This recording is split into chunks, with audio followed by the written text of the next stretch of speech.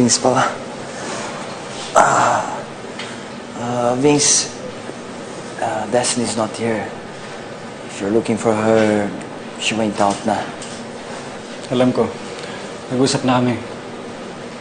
Okay. Ikaw talagang sadya ko dito eh. Eh gusto ko sana akong itanong sa'yo. Sure. Okay lang yan. Eh gusto ko ba kay Destiny Rose?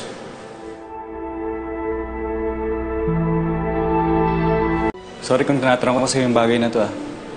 Pero napapansin ko kasi na nagiging close na kayo ni Destiny Rose. Of course not.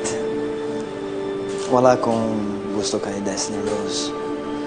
We're just friends. At katrabaho ko din siya. She's just taking care of me kasi wala dito ang pamilya ko. And besides, alam mo, may girlfriend na ako.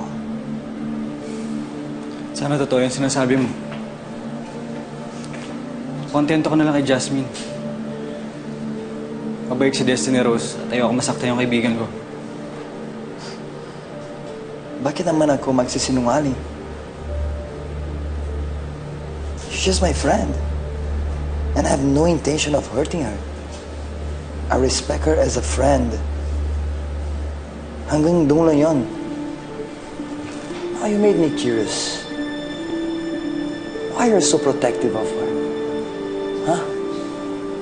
Hindi kaya ikaw o may gusto kay Destiny Rose? Hindi kaya magseselos ka? That's why you're asking me all these questions?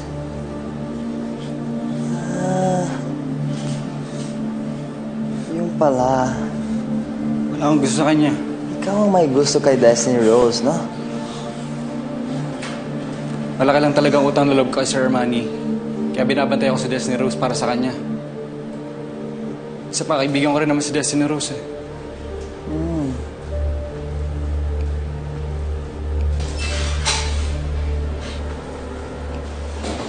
Seryoso yata yung pinag-uusapan nyo ah. Hindi, wala. Kinakamusta ko lang si Gabriel. Sana gumaling na nga siya para makabalik na siya sa fiancé niya. I'm sure hinihintay na siya ni Jasmine. Yeah, thank you so much, bro. I appreciate it. And of course, good luck sa pagbabantay mo sa boss mo. Kay Tito Armani.